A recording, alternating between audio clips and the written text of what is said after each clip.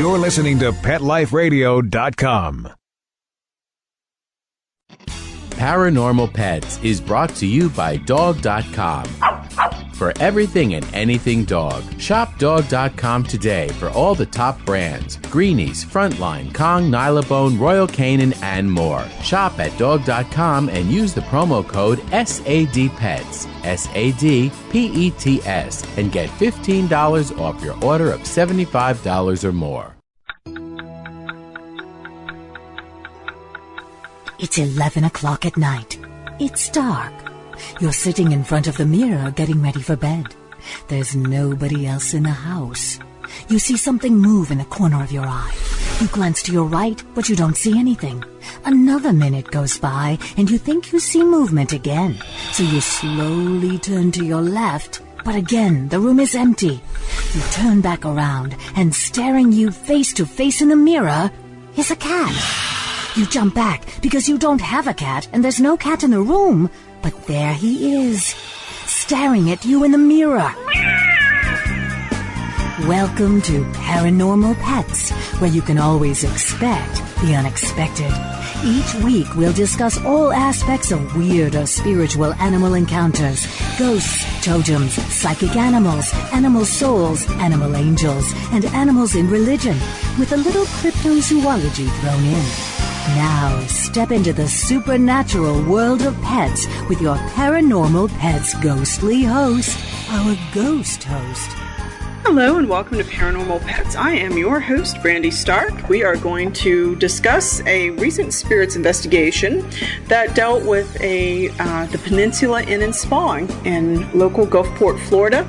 Beautiful place to go, and haunted not only by humans but also by animals. So there's a ghost cat that we tried to seek out. So what we're going to do today is we're going to talk a little bit about that investigation and see what we found. And we'll start that right after these messages. Now, time for something really scary. A word from our sponsors. Paranormal Pets will reappear before you can say Bigfoot. Don't run away.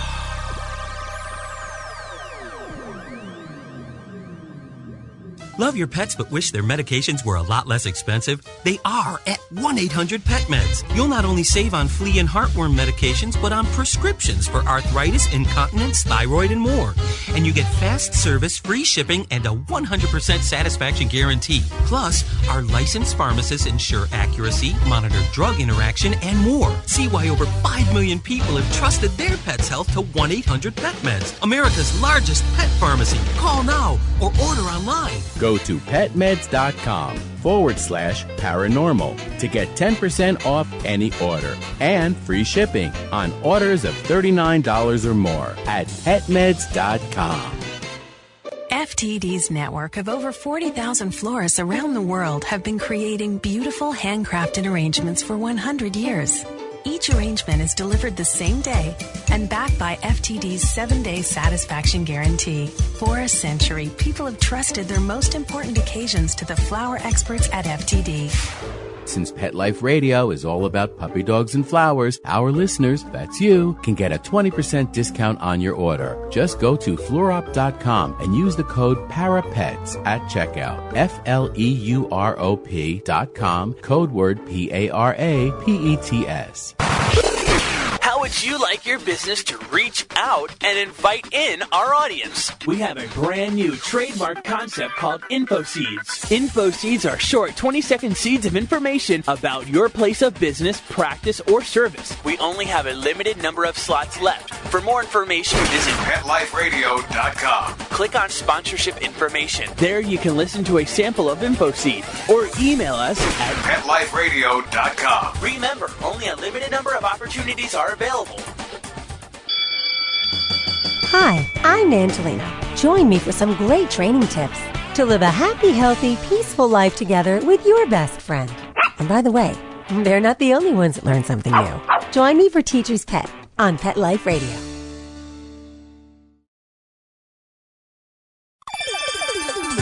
Let's Talk Pets on PetLifeRadio.com.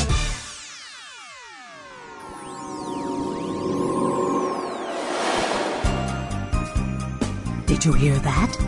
Our commercials have mysteriously disappeared. Paranormal Pets is back with our haunted host, our ghost host. And welcome back to Paranormal Pets. This is your host, Brandy Stark, and we are doing an episode on a Spirits of St. Petersburg investigation at the Peninsula Inn and Spa in Gulfport, Florida. Beautiful building, very historic, opening in 1914. Moving on to its 100th anniversary, which is pretty interesting. As an aside, a future episode of Paranormal Pets will probably also feature a Spirits of St. Petersburg investigation.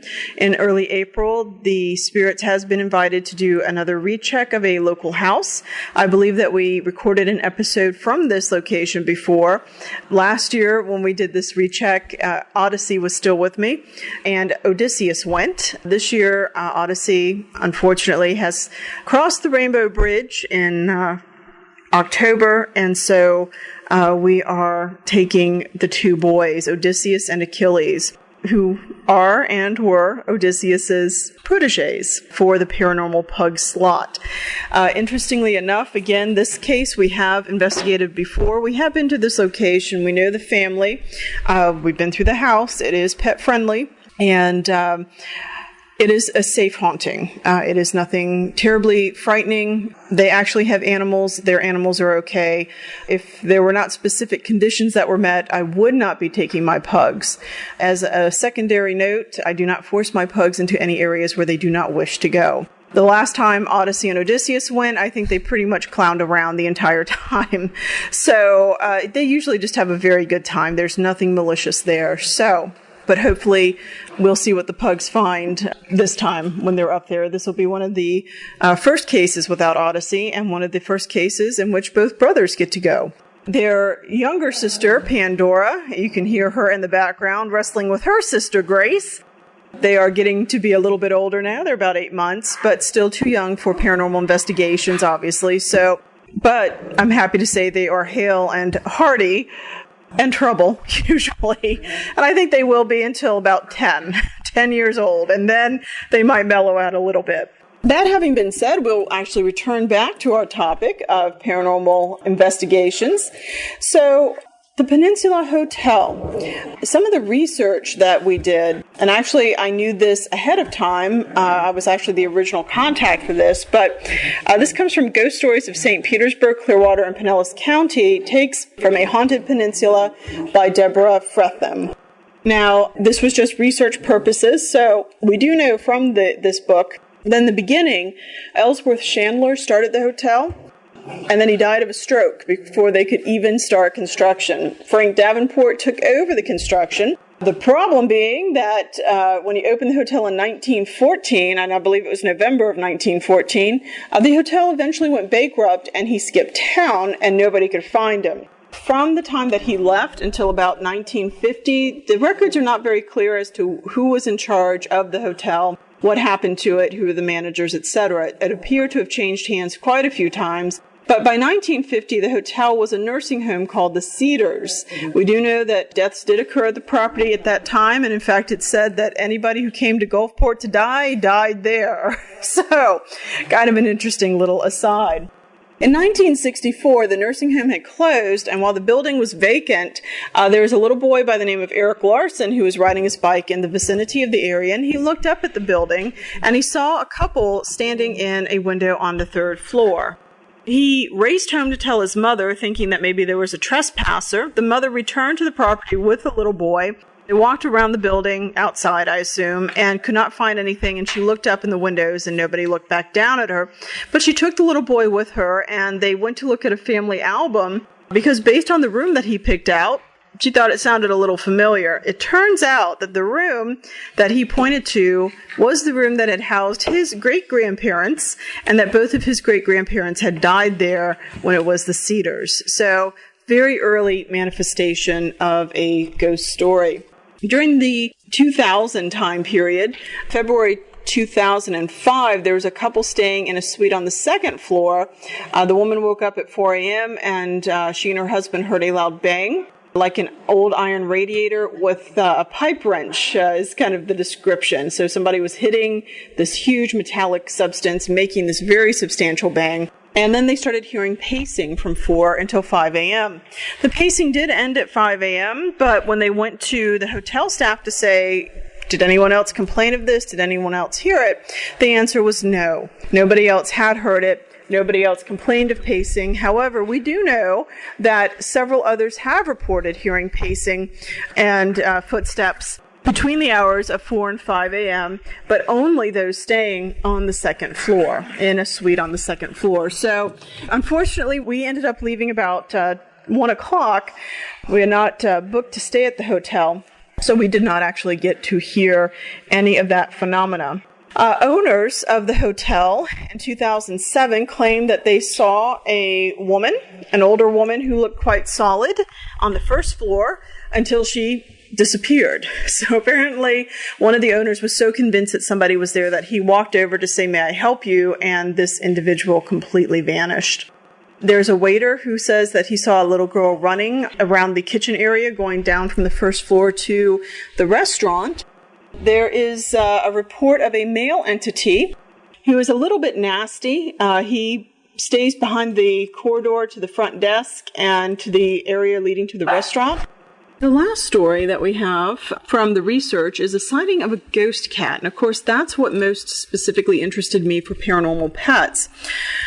This ghost cat apparently appears on the third floor, usually in the hallway, sometimes walking on the first floor through the same wall as the little girl was seen running in the lobby. Now, we do know at one point in time that the first floor lobby area had another door that people could exit from, and that appears to be, it's been built over, but that appears to be the area where the girl and the ghost cat walk.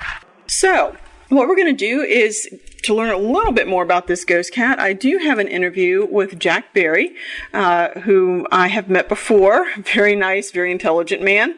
Very calm, too. No matter what happens, very calm man. And he describes himself as a patron who lives within walking distance of Gulfport, and of the Peninsula Inn. So what we'll do is we'll take a listen to what he has to say about the ghost cat and the story of the ghost cat. The word is that people have seen a cat collar, minus a cat, in the hallways here. And who did the cat belong to? Well, the thinking is that it might have been associated with Isabel, but I'm not that familiar with the details of it. But that is one of the things that's been talked about. It is one of the things that's passed around in talk at the bar and on the veranda, especially when you get close to Halloween. Okay. Have you ever seen the cat? I have not. Okay. Have you known anybody who has? I'm told that this has been passed on. There may be somebody around here that is familiar with it. I don't know. Okay. Actually, it's interesting because they were talking about, I think they called the cat Lulu. No, there is a cat here now. Okay. Named Lulu. And that's not the same as that? No, not at all. Okay. That's a current house cat. Okay. That's a cat who will not live inside, who hangs around here, sleeps on the veranda, and eats and drinks water on the veranda. Okay. And is apparently not afraid of the spirit world. That's all right. Well, it turns out that research shows, and I've done an episode on this with Paranormal Pets, but dogs are considered liminal state beings. They are guardians between this world and the next because they eat the dead. Okay. Cats are usually associated with sorcery, and so they kind of stand outside the spirit world. Mm-hmm. Rats are associated with the devil, which I take offense to, but that's fine. Actually, it just depends on the animal. Pigs, crows... Mm-hmm. They're all associated with. We have plenty of crows. We're a little short on pigs. Okay, darn. And no ghost crows, though. Not at the moment. And any report? And you said Lulu does not act out, so no Correct. Reports of the cat acting out. Correct. Well, Lulu acts out, but only when there's not enough food in the food dish. Okay, well that's. Or there are other cats around. Okay, interesting. And you've not had any particular phenomena happen directly to you? I have not. I've heard people talk about it. I have not experienced it. And how long have you been coming here? Well, first time I came here was in the fall of 2004. Okay. And you've been here ever since? More or less? Well, not continuously, but yes, I come here frequently. Okay, excellent. If somebody had never heard of the Peninsula Hotel, what do you think is the most significant thing that you would tell them? Come here, check out the veranda. This is a friendly place, and it's also a friendly town. So you can definitely have a good time here. If you don't have a good time here, when you get home, check yourself in at the coroner's office because you're already dead. Very good. Excellent. And is there any other information that you think that would be important for us to know for this investigation? Offhand, no. Okay. Now that you've heard the story, we'll have to tell you a little bit about what we found. We did do 2 interviews, again, one with Jack Beery, who has not really experienced any paranormal phenomena, and one with an employee by the name of, well, not technically an employee, but somebody who works in the building by the name of Marie. She started working there in 2010, October. And interestingly enough, she observed Lulu, the cat, who is the living cat, and she said this cat's very polite, very cat-like. She loves the hotel, has a great impression, great feel, and she's drawn to it because she feels like she belongs here, it's comfortable, and it has good vibes. You can't really beat a hotel like that. When I asked her what she thought of the ghost stories, she said that she thought they were good stories, but she does not believe in ghosts. Yet she has had a few experiences or a few issues that she's not 100% sure about. So the first one was one night she came upstairs and she was very upset and she was crying and she left. It was late at night. She kind of gathered herself up and she departed from the building. When she came up the next day, it was very odd because it looked like there was an old mint, an old style wrapper, yellow with the musical note on it. She says, I walked up to it. I didn't know how it got here because I'm the only one up here. I went downstairs and asked the people who worked here about any mints. They didn't have or use any. And I asked the guests if they had given me mints, and no one said they had. So she didn't know where that came from. Now hold on to the story about the crime because that can be important a little later on.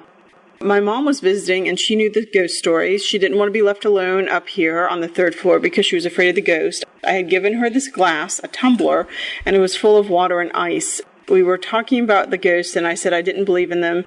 If anything, the ghost could be a demon pretending to be a ghost. As soon as I said that, she had set her glass on the counter, and it was as if something had come and hit the glass, knocking it down, as if it was angry. And there was a lot of anger in the action, anger at me for saying that. The glass hit the ground and shattered. Later, I came back here when no one was here, and I apologized. I said, if you are here and you are not a demon, then I apologize. If I am right and you are a demon, then stay away from me. Another time, I had been doing pedicures, and I had heard papers rustling as if somebody was reading a newspaper. And of course, nobody was there. And she did say that the patron also heard this rustling sound. There's a massage room that actually has an aroma that nobody knows where it comes from. It's an orange or orange blossom lavenderish smell, very pretty. All right, we're going to take a little commercial break, and then we'll be right back with the results from the Spirits of St. Petersburg investigation right after this. Now, time for something really scary. A word from our sponsors. Paranormal pets will reappear before you can say Bigfoot. Don't run away.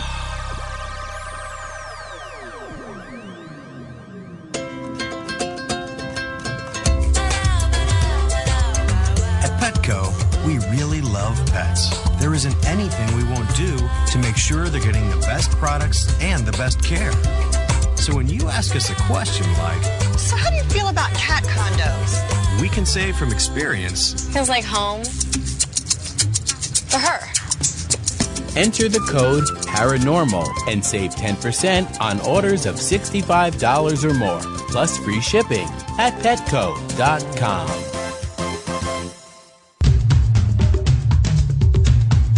There's a movement afoot, ShoeBuy.com. Join the millions of people who shop ShoeBuy.com's over 400 brands and 500,000 products. Order now and get free shipping and free return shipping. ShoeBuy.com, the world's greatest shoe store.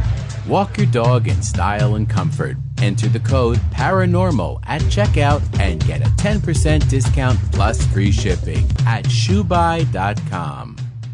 How would you like your business to reach out and invite in our audience? We have a brand new trademark concept called InfoSeeds. InfoSeeds are short 20-second seeds of information about your place of business, practice, or service. Is the best, most cost-effective way to invite us in. We only have a limited number of slots left. For more information, visit the website PetLifeRadio.com. Click on sponsorship information. There you can listen to a sample of InfoSeed. Remember, only a limited number of opportunities are available. This year, Americans are expected to spend a jaw-dropping $36 billion on their pets. From lighted leashes to high-end spa products, the discriminating pet owner can find just about anything to pamper his or her pet. Hi, this is Michelle Fern. Join me every week for Best Bets for Pets, where we'll talk about the latest pet products and talk to the companies that make them. Best Bets for Pets, every week, only on PetLifeRadio.com.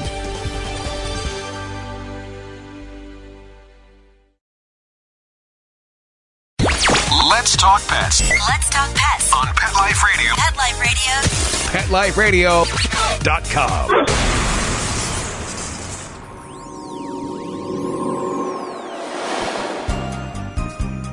Did you hear that? Our commercials have mysteriously disappeared. Paranormal Pets is back with our haunted host, our ghost host. And welcome back.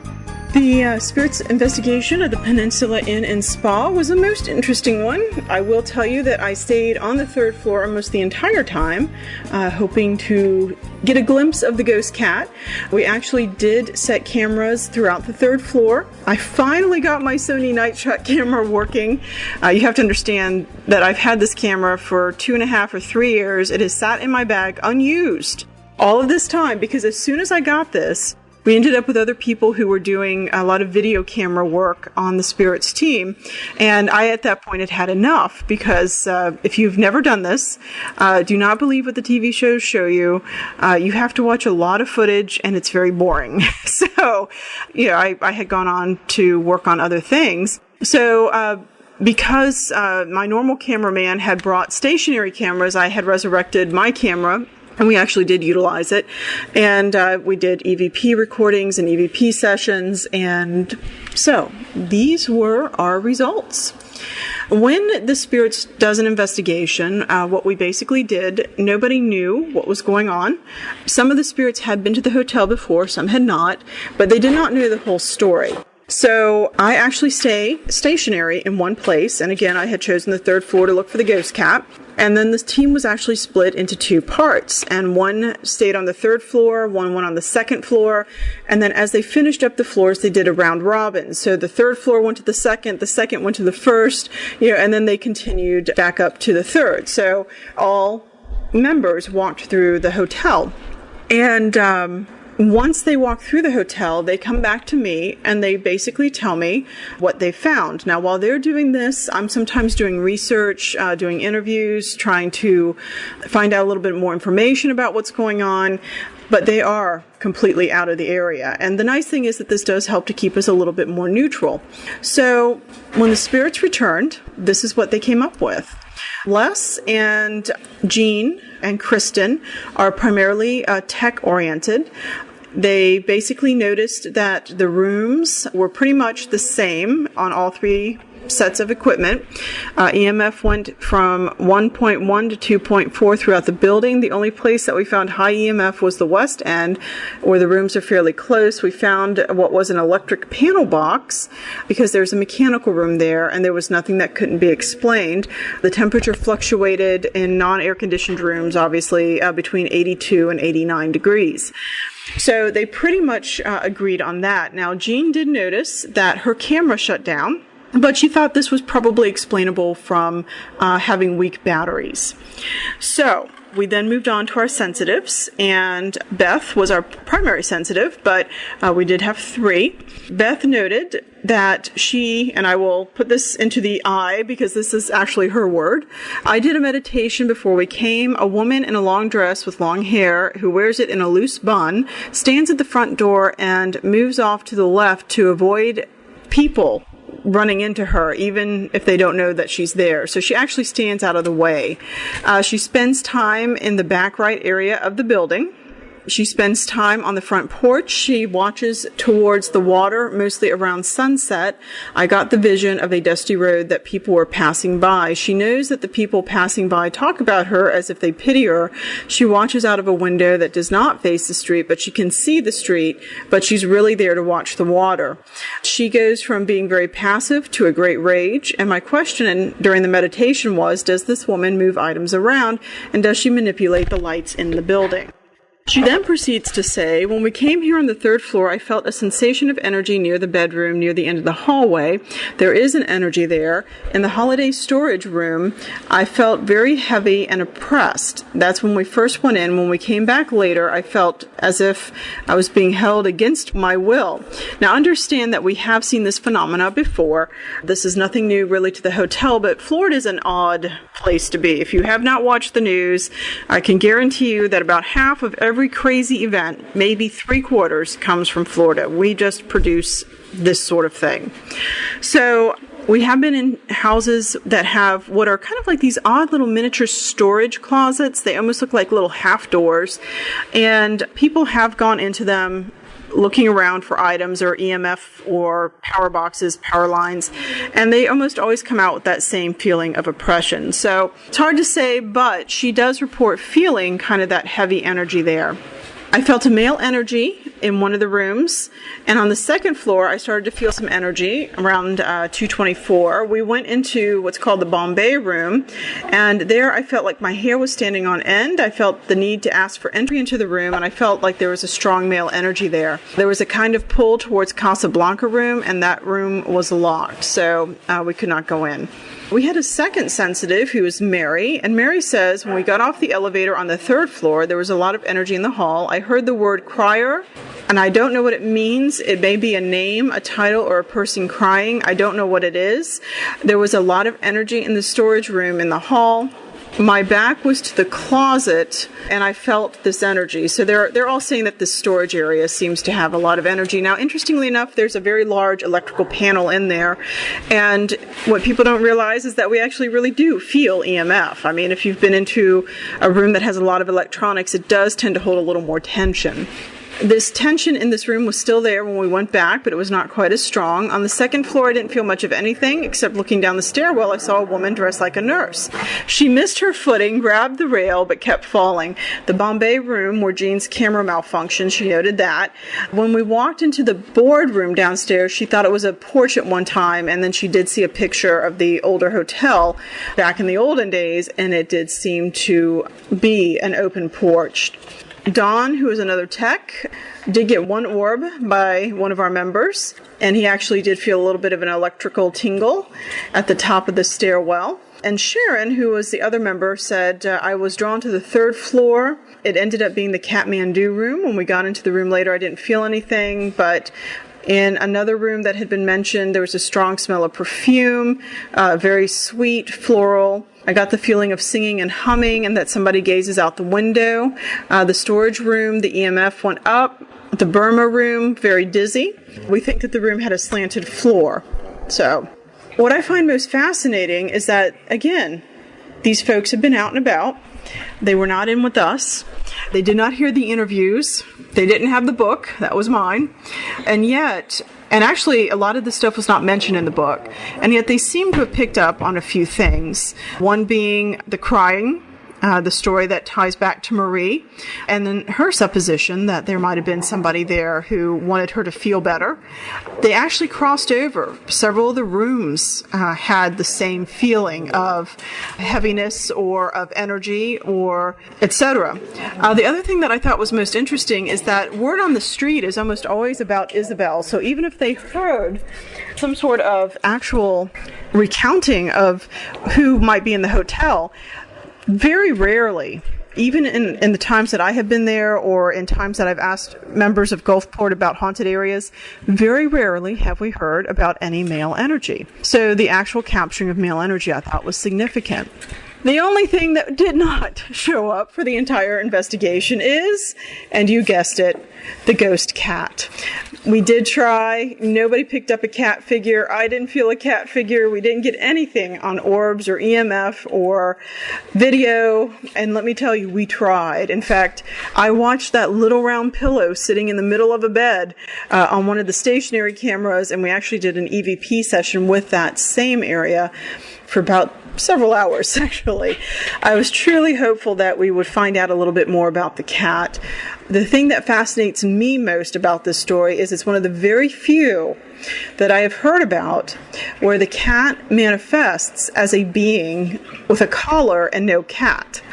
I thought that was one of the most fascinating things because we've heard stories about people who sometimes will manifest as, clothing without a head, literally almost a headless corpse, but a collar without a cat is just a fantastic manifestation. And apparently the reports do include seeing this collar walking down the halls. They are quite certain that it is not associated with the actual hotel cat, which we also were not able to see that night. It was a very busy night at the hotel, so unfortunately I think Lulu had decided to call it a night earlier. But very, very fascinating. I did ask questions about Lulu to those that did know the cat, and apparently she does not show any very abnormal behaviors. She's not running from a ghost. She doesn't feel afraid. She seems to be pretty comfortable there, but then again, she's a cat, and cats do have a way of moving in and making themselves comfortable. So, if you are interested, the Spirits of St. Petersburg will be posting a page on the Peninsula Inn and Spa. We are hoping to do a follow-up investigation, and again, I'm going to try for the ghost cat and see what else we can find out about her. And we are very hopeful that we can possibly produce a charity event in the fall, with any luck, for a local fundraiser, actually possibly going through the hotel. And just mentioning that to the hotel, they did sound interested, and I'm very excited. So hopefully those that are local in the area who might be interested in seeing a ghost cat or meeting Isabel or seeing about this male presence, we might actually have that opportunity for you. So at this point, I am going to actually end the show. I hope that you all enjoyed it. Happy haunting.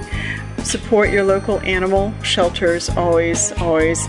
There are so many animals that are in need of adoption and that are in need of homes. I will tell you that over spring break, I ended up picking up another rat. She was going to be used as a feeder, and she is the sweetest little thing. Has not been handled much, if at all. I still can't actually pick her up because she screams, but she is coming out a little bit more, and it's just a big reminder to me that we need to go out there and we need to try and help those that we can, and that would be the animals. So otherwise, I will catch you on the next episode of Paranormal Pets. We'll see what else we can dig up. Hopefully a little cryptozoology. Keep your eyes on the news, and we'll see you then. Take care. Pet Life Radio presents Paranormal Pets, where you can always expect the unexpected.